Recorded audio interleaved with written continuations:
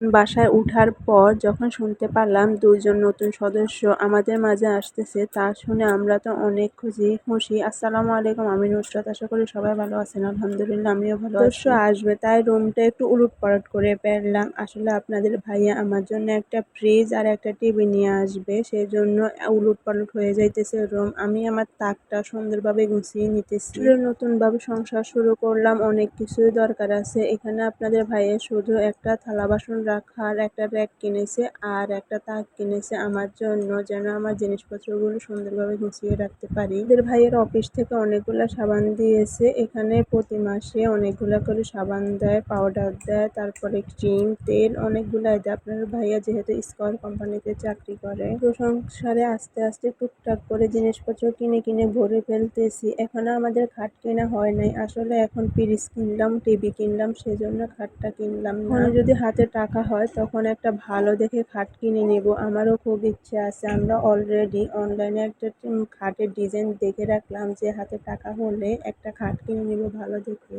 Video শেষ মুহূর্তে দেখতে পারবেন যে আপনাদের ভাইয়া অনেকগুলা কাজ করে রেখেছে। আসলে আমি আর আমার মেয়ে যখন ঘুমাচ্ছি তখন আপনাদের ভাইয়া বাজার সদাই নিয়ে এসে নিজে সুন্দরভাবে গুছিয়ে রাখছে। একজন স্বামী পাওয়া আসলে ভাগ্যের ব্যাপার। আমি যখন অসুস্থ হই বা কাজ করতে পারি না, তখনই আপনাদের ভাইয়া আমাকে টুকটাক কাজে হেল্প করে দেয়। এই যে আপনাদের সাথে কথা বলতে বলতে আমার অলরেডি আমার তাকটা গোছানো শেষ হয়ে গেছে। মাসে আমার ছোট মেয়ের জন্য প্যাম্পার্স কিনতে হয়, তারপরে আবার টিস্যু কিনতে হয়, টুকটাক অনেক কিছুই কেনাকাটা করতে হয়। তারপর আমার বড় মেয়ে অনেক কান্নাকাটি করতেছে, আম্মু আমার মেহেদি লাগাই দাও, আমার মেহেদি লাগাই দাও। তারপরে এই যে আপনাদের ভাইয়া মেহেদি এনে দিল।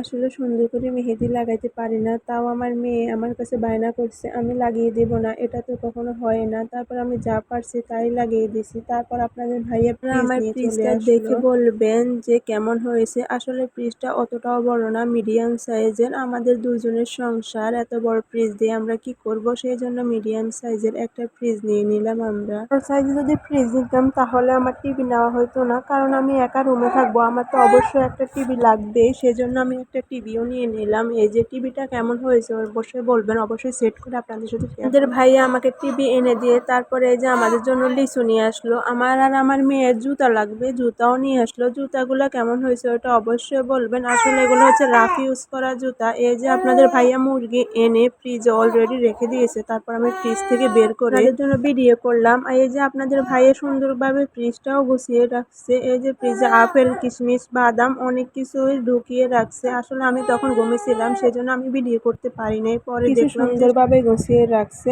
আসলে স্বামীরা যদি বউদেরকে হেল্প করে তাতে কি হয়, আমার হাজব্যান্ডটা আমাকে অনেক হেল্প করে, আমি এতে অনেক খুশি। ভাইয়া আসলে ফার্মের মুরগি খেতে চায় না, আমি ফার্মের মুরগিটা আবার অনেক পছন্দই করি। আপনাদের ভাইয়া সবসময় কিছু কক মুরগি আনে। এই যে অনেকগুলো আমও নিয়ে আসছে। আমি ভাবলাম যে হাতে মেখে একটু মুরগিটা রান্না করে নিই। আর আমি এই যে হাতে মেখে মুরগিটা রান্না করতে চলে গেলাম। আসলে আমার রুমটা উলটপালট হয়ে রয়েছে, সেজন্য আমি মুরগি রান্নাটা পুরো দিতে পারি নাই, টুকটাক যতটুকুই পারছি ততটুকুই দিতেছি। আমি এখানে 2 দিনের ভিডিও একসাথ করে দিতেছি আপনাদেরকে, তো আমি ভিডিওই দিতে পারি নাই। আসলে আপনাদের ভাইয়ের সামনে ভয়েস দিতে আমার জানি কেমন লজ্জা লাগে, আর আপনাদের ভাইয়ের সামনে ভিডিও করতে গেলে আমার অনেক রাগ করে, বলে এসব দিয়ে কি হবে, কিছুই হবে না। আমি বলতেছি এটা আমি শখ করে করতেছি, তাও সে বুঝতেছে না। এই ইনকাম করার জন্য তো আমি আছি, তোমার টাকা দরকার হলে আমার থেকে নেবে, তোমার এসব করে টাকা ইনকাম করার কোনোই দরকার নেই। তারপরে আমি বলি আমি শখ করে করতেছি, টাকা ইনকামের জন্য করি বা না করি সেটা যদি আমার কপালে কখনো থাকে সেটা হবে। এই যে ঈদের দিন সকালে আমি নুডলস নিয়ে নিলাম, আর আপনাদের ভাইয়ের জন্য নুডলস আর সেমাই রান্না করে নিলাম। ও নামাজ পড়তে যাবে এখন। নুডলস আর সেমাই অল্প অল্পই রান্না করব। আমরা মানুষ 3-4 জন হলেও কি হয়েছে, আমার 2টা মেয়ে ছোট,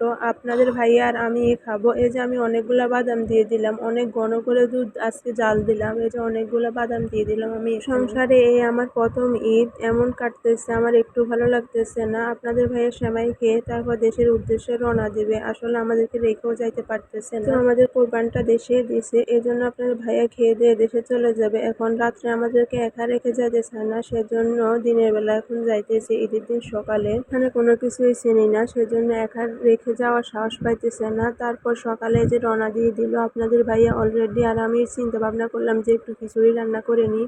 যেহেতু চলে যাবে আমি খিচুড়ি বসিয়ে দিলাম। আমি আর আমার মেয়ে খাবো, সেজন্য মুরগির মাংস দিয়ে খিচুড়ি বসিয়ে দিলাম। আসলে আপনাদের ভাইয়া আসতে আসতে হয়তোবা রাতের ১টা-২টাও বেজে যাবে। নোয়াখালী যাইতে অন্তত ৩ থেকে ৪ ঘন্টা লাগে। সবার সাথে দেখাশোনা করা, তারপরে মাংস নিয়ে আসা অনেক লেট হয়ে যাবে। সেজন্য আমি ভাবলাম যে একটু খিচুড়ি রান্না করে ফেলি। এই যে আমি খিচুড়ির জন্য মুরগিটা ভুনা করে চালটা দিয়ে দিলাম। তারপর কিছুক্ষণ নেড়ে ছেড়ে তারপর একটু পানি দিয়ে দেবো। আসলে সম্পূর্ণ ভিডিও করতে পারতেছি না বা ভালোভাবে ভিডিও দিতে পারতেছি না। ২টা বাচ্চার জন্য কি করব, আমি একটু অসুস্থ, সবাই আমার জন্য একটু দোয়া করবেন। আজকে এখন আপনাদের ভাইয়া আমার বড় মেয়েকে নিয়ে পার্কে গেছে ঘোরার জন্য, সেজন্য আমি ভাবলাম যে ভয়েসটা দিয়ে তারপর ভিডিওটা আপ দিয়ে দেব। আমার ভিডিওটা যদি আপনাদের ভালো লেগে থাকে অবশ্যই লাইক কমেন্ট শেয়ার করে আমাকে বলবেন। আপনাদের ভাইয়া নোয়াখালী থেকে আসলো রাত 2টা বাজে, তারপর আমাকে বলতেছে যে একটু গরুর মাংস রান্না করে ফেলো। আমি বলতেছি যে এখন না, সকালে রান্না করে দিব। আপনাদের ভাইয়া বলে আচ্ছা ঠিক আছে, সকালে রান্না করে দিও। তারপর আমি 2-3